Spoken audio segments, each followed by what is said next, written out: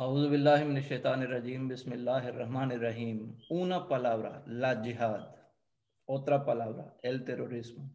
Otra palabra, los musulmanes terroristas. Otra palabra, el terrorismo islámico. ¿Cuál es la realidad? En este programa vamos a compartir con ustedes. Este programa, sí vamos a escuchar con un corazón abierto, probablemente va a abrir las ventanas, muchas ventanas que nos llevan a entender uno a otro. Muchas puertas para entender a la gente de otra opinión. La gente que es musulmana, pero siempre tiene un miedo que la sociedad nos ve de otra manera, con otros ojos. Estamos bien cansados de escuchar esta palabra, la yihad, el terrorismo, los musulmanes terroristas. Pero gracias a Dios, tengo Imam Ahmad Salman Sheikh, misionero de comunidad musulmana Ahmadiyya, sirviendo en Puerto Rico, y no posiblemente, sino que probablemente nos va a ayudar a entender este tema. Imam, assalamu alaikum warahmatullah. Walaikum salam warahmatullahi wabarakatuh, hermano Tarek. Gracias a tenerme. Es que a mí me gustaría que usted eche luz sobre este tema, que cuando quiera hay algún problema en el mundo, sobre todo en el mundo oriente, entonces lo primero que uno quiere escuchar, ¿hay terrorismo? Madre mía, eso es lo que quiero escuchar de usted. Sí, es algo bien triste cuando escuchamos del Islam. Siempre escuchamos conjunto con la palabra del Islam, terrorismo, o de la palabra del jihad, a través de redes sociales, a través de noticias, a través de periodistas. Lamentablemente han hecho como un sinónimo con la palabra del Islam. Verdaderamente no tienen nada que ver con la religión del Islam, el concepto de terrorismo. A veces, muchas veces lo que pasa es que la gente hemos tratado de explicar tantas veces que ya estamos cansados. ¿Hasta cuánto? ¿Cuántas veces tenemos que explicar de nuevo que Islam no tiene ninguna conexión con terrorismo? Piénsalo por un segundo, por un momento, que cuando una religión, Islam, se empieza con la palabra de paz, Islam salió de una palabra árabe que significa literalmente paz. Entonces, ¿cómo puede ser que una religión que empieza con tanta paz se difunde tanta violencia o tanto terrorismo? No hay correlación, no hay sentido en conectarse con la palabra del Islam y con terrorismo o yihad violenta. No tiene conexión. Claramente es cuando leemos las fuentes de la religión del Islam, encontramos que no hay ningún base a través de los versículos del Sagrado Corán. En el capítulo 2, en el capítulo 2, versículo 257, leemos que no hay coacción en la religión. Entonces, todos los musulmanes, los grupos musulmanes terroristas que dicen que tenemos que empujar nuestra religión sobre todos los demás, fundamentalmente son erróneos, porque a través del Sagrado Corán claramente dice, nos explica que no hay coacción en la religión. Entonces un musulmán nunca, no tiene deber, no tiene derecho a empujar a alguien a decirle que ya tiene que aceptar Islam. Si no tú aceptas, te voy a matar. Porque, Islam ha dado esa libertad a todos los demás, a la creación de Dios. Dios dice que sí, según el capítulo 6, versículo 108, dice que, y si Allah hubiese ejecutado su voluntad, no habrían asociado otros dioses a él, pero no te hemos hecho su protector ni eres su guardián. Entonces, claramente aquí también, si Allah quería empujarnos con la coacción que todos convertimos en los seguidores del Islam, Allah hubiese hecho, pero nunca lo ha hecho. ¿Por qué? Porque hay libertad de fe, hay libertad de creer en lo que queremos. Además, cuando vemos la vida de Santo Profeta Muhammad, siempre vemos que casi 12 años o 13 años, más o menos 12 o 13 años de su vida que vivió en Mecca, siempre vivió bajo de la persecución de los mequinces. Pero cuando llegó a Medina a practicar su fe en libertad, los mequinces se siguieron a Santo Profeta, a matarle, a perseguirle. Y ahí fue el momento importante en la historia del Islam donde Dios lo dio el permiso para proteger su derecho de creencia.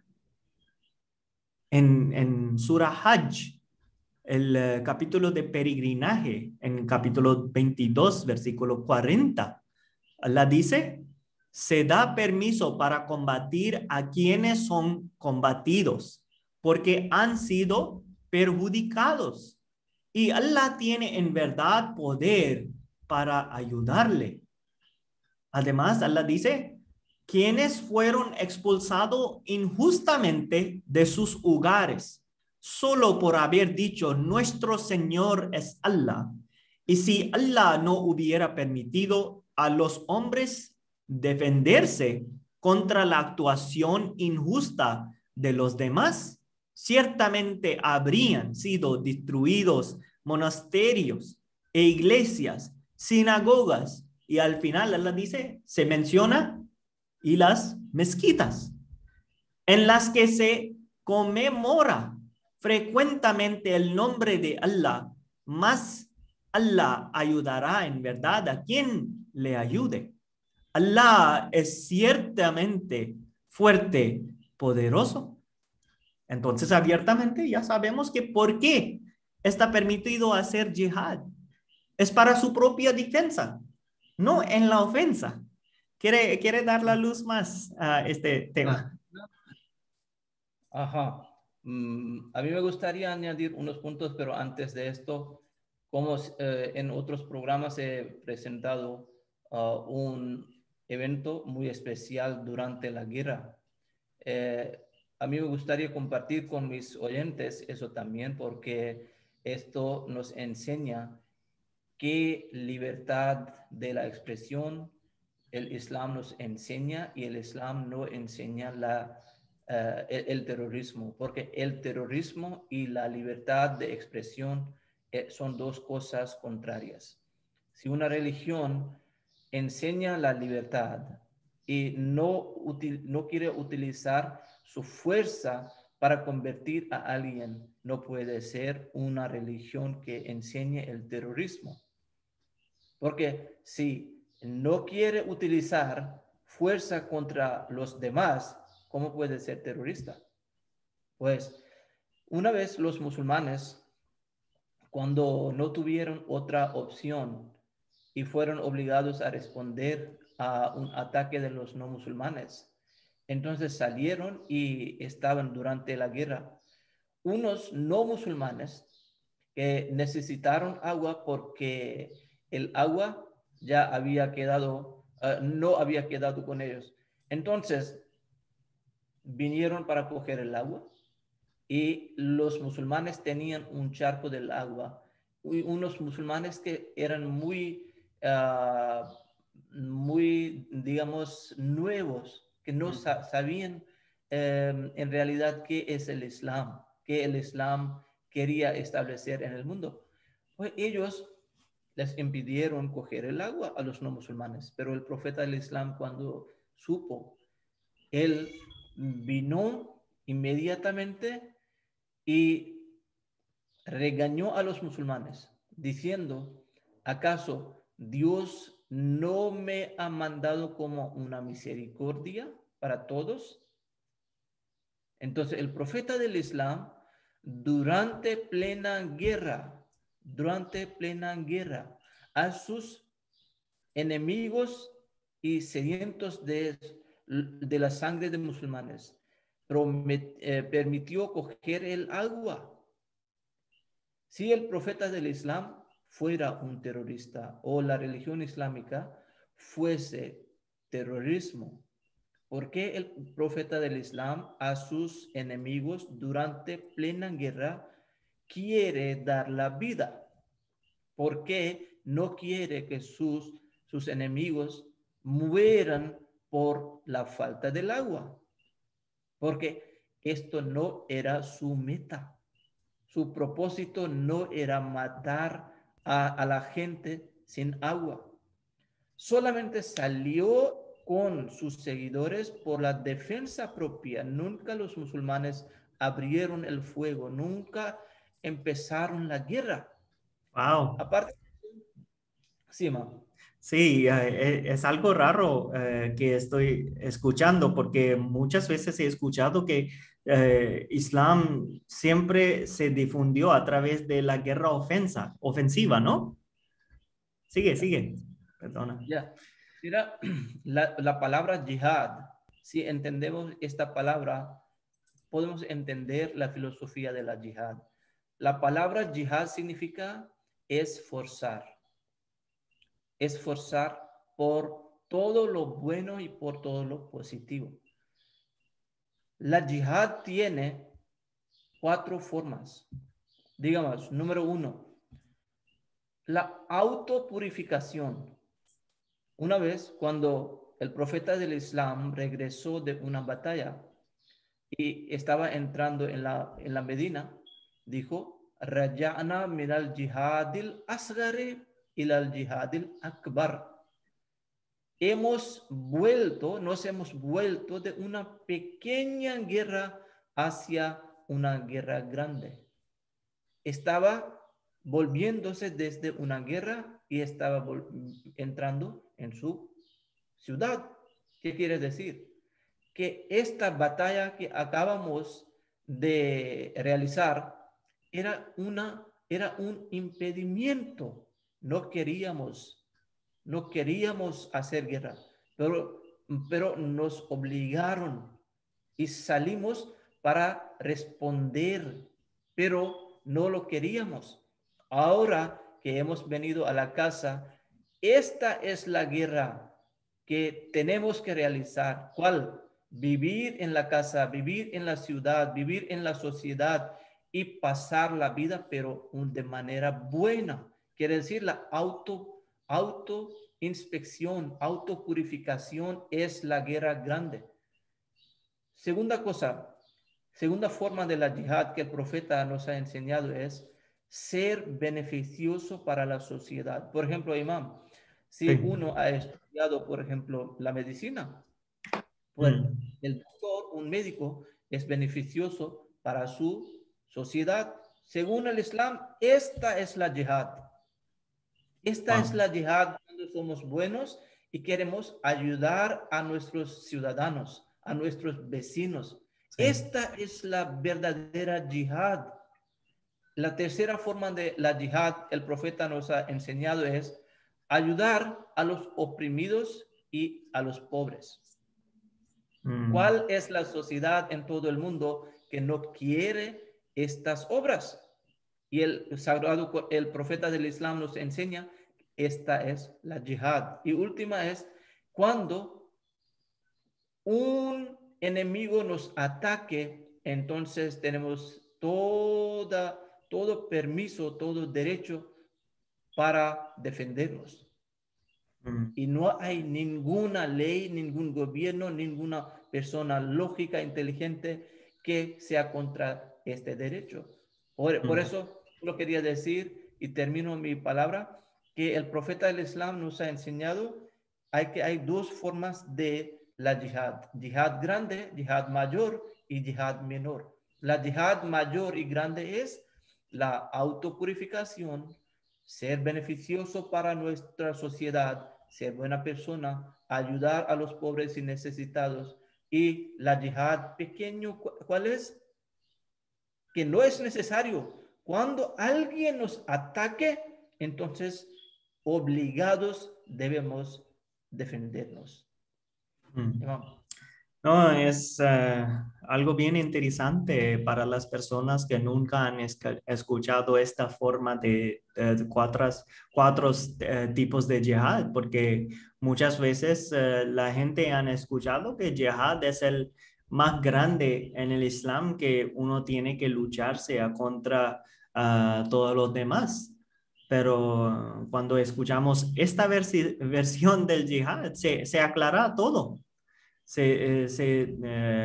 No queda ninguna duda para nosotros. Además, en la comunidad musulmana Ahmadía estamos enfrente de rechazar todos los actos de violencia, todos los actos de terrorismo, categóricamente, abiertamente, rechazamos.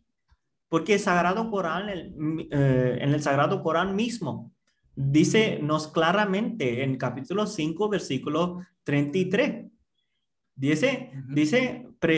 prescribimos a los hijos de Israel que quien matará a una persona, salvo que fuera por asesinar otra persona o por sembrar la discordia en el país, sería como si hubiese matado a toda la humanidad. Entonces, ¿cómo podemos recibir la gente o tener la gente que salieron al día de 9/11 para matar los estadounidenses? No podemos recibir esa persona como los musulmanes, porque ellos violaron las enseñanzas del Sagrado Corán. Ellos violaron los dichos y la práctica, la sunna del santo profeta, sallallahu alaihi wasallam. La paz y bendiciones de Dios sea con él. Además, todos los musulmanes eso fue una profecía del santo profeta, que en los últimos días solamente quedará la palabra del Sagrado Corán. Van a recitar la palabra, pero no va a bajar la palabra de Dios en sus cuellos. Entonces, en su garganta.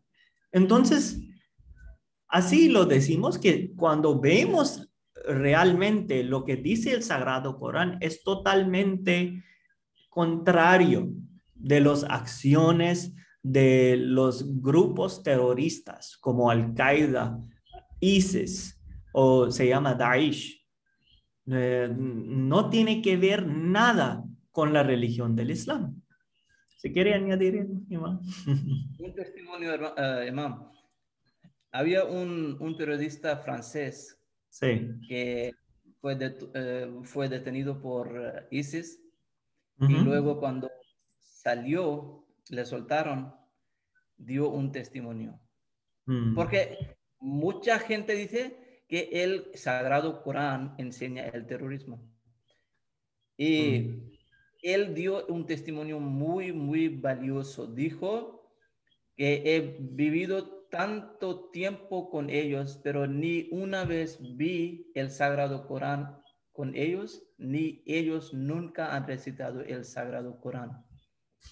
Si el Sagrado Corán enseñara el terrorismo y ellos, por seguir al Sagrado Corán, estaban haciendo la yihad o el terrorismo, entonces debían amar al Corán, debían leer el Corán, debían tener con ellos el Corán, si tenían amor del Corán en su corazón, pero no lo tenían, porque no tenían ninguna relación con la enseñanza del Corán, sino que seguían sus propios intereses económicos, sociales, políticos. Cuando yo vivía en Barcelona, en España, pues salió una noticia, y nunca puedo olvidar esta, que había un chico marroquí, porque no tenía dinero, se empleó en ISIS, se casó con una catalana, una chica de Barcelona, se fue con de ISIS, y luego cuando regresó, pues dio una entrevista, cortó toda su relación con ellos y ahora dio un testimonio. Wow. Y le preguntaron, ¿por qué te empleaste en ISIS? Entonces dijo, no tenían trabajo. Tenía una novia, quería casar con ella, no tenía suficiente para vivir. Entonces ellos me pagaban y me pagaron tanto que podía vivir feliz pagando todo. Estas son realidades que uno debe ver. Termino mis palabras con un punto. Cuando el profeta del Islam empezaba la guerra, pero defensiva, o alguna vez mandaba un ejército musulmán, le daba unos consejos siempre. Número 1, no ser primero en atacar. Número 2, no atacar por la noche. ¿Acaso un terrorista puede decir estas cosas? Número 3, antes de la guerra, invitar al enemigo hacia la paz. Número 4, buscar cualquier manera para evitar la guerra.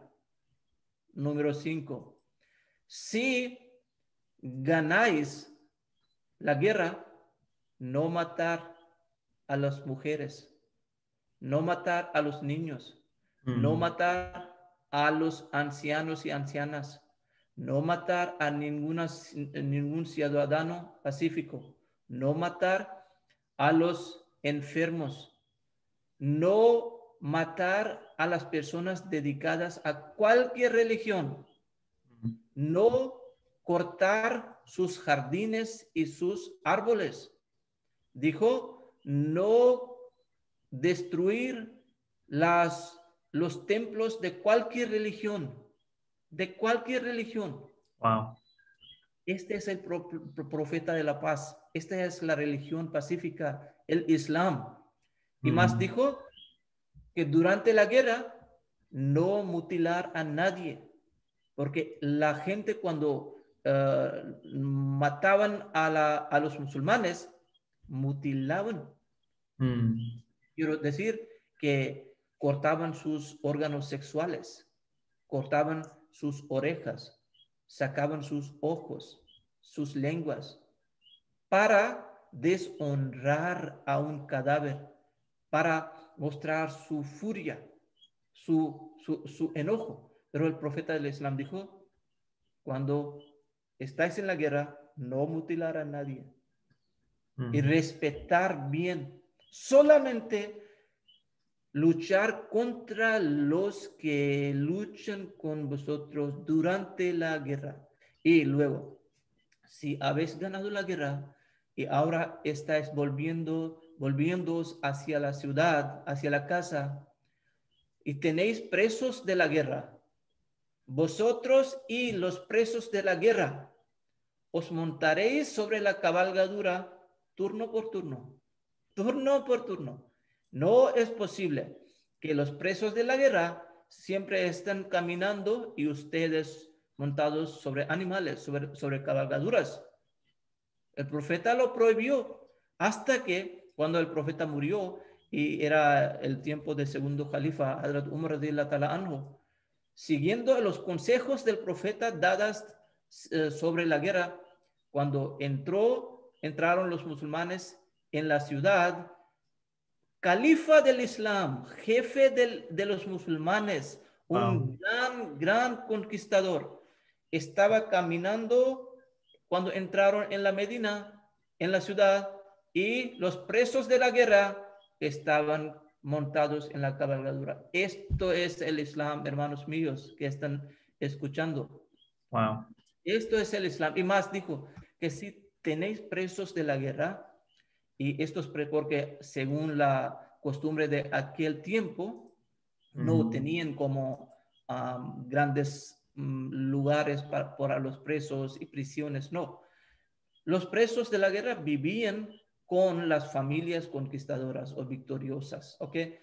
Profeta dijo, cuando los presos de la guerra estén con vosotros en vuestras casas, necesariamente dadles para comer lo que coméis vosotros. Wow. Dadles para vestir igual que tenéis vosotros para vestiros. Qué Y dijo rayo. que no podéis hacer nada contra ellos y si ellos quieren libertad, entonces aceptar el dinero por ellos o buscar otra manera para que ellos puedan conseguir la libertad. Una vez el profeta del Islam dijo, ok, si no tenéis dinero, no pasa nada.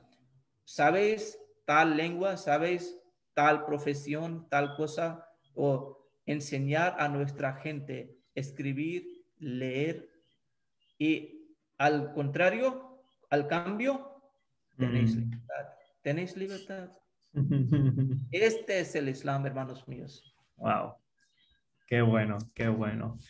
Ah, eso se cambia toda imagen que tenemos en las redes sociales cerca del Islam, lo que dice el Islam cerca del yihad, el concepto cerca del concepto de terrorismo. Pero además, tengo una pregunta aquí. La pregunta es que los ahmadís son un grupo muy pequeño, pero los musulmanes son en mayor número. Por eso, lo que vemos en la televisión es la verdadera representación del Islam. Todos musulmanes quieren matarnos y apoderarnos de nuestras tierras. ¿No es verdad? Vemos Al-Qaeda y grupos como ISIS sedientos de sangre por los cristianos y todos los no musulmanes. ¿Qué quiere decir sobre esto, hermano? Quería decir a la persona que ha mandado esta pregunta, número uno, los Ahmadis, cuando uno dice los Ahmadis son una minoría y los musulmanes son una mayoría, aquí hay un gran error. Los Ahmadis son musulmanes reales. Un musulmán real no es quien sea en mayoría. Un musulmán real es quien sigue el Islam. Y el Islam es la paz. Ahora, si ustedes tienen inteligencia, tienen lógica, utilizarlo, por favor. ¿Quién está siguiendo la paz? Si ellos siguen, serán ellos verdaderos musulmanes. Si seguimos nosotros ahmadís, seremos nosotros. Número dos, los verdaderos inicialmente en la primera época siempre son una minoría. Un profeta viene, es uno, y él empieza a corregir, reformar a la gente.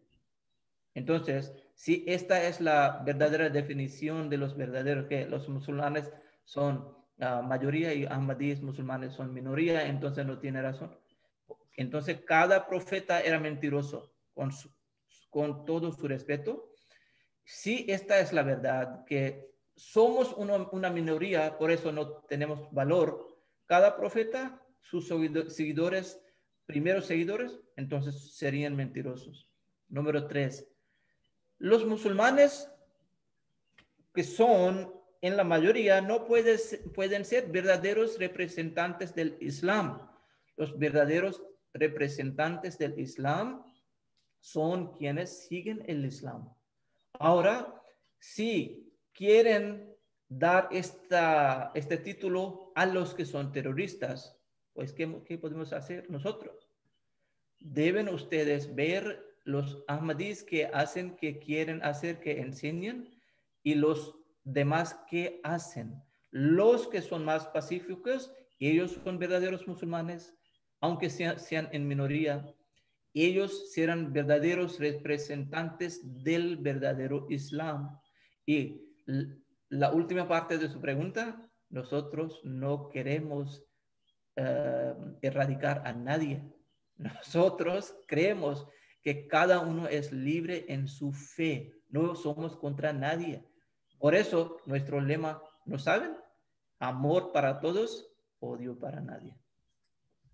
Gracias, Imam, con sus respuestas, con sus comentarios. Bueno, nuestros seguidores, gracias a ver este programa. Terminamos este programa. Gracias, Imam, de nuevo para sacar su tiempo de estar aquí con nosotros. Un placer. Y con esto terminamos nuestro programa. Inshallah, Dios mediante, vendremos con nuevas discusiones, nuevos comentarios y nuevos programas en el futuro. Con esto terminamos el programa de hoy. Assalamu alaikum wa rahmatullahi wa barakatuh. Que la paz y bendiciones de Allah siempre sean con todos ustedes. Assalamu alaikum.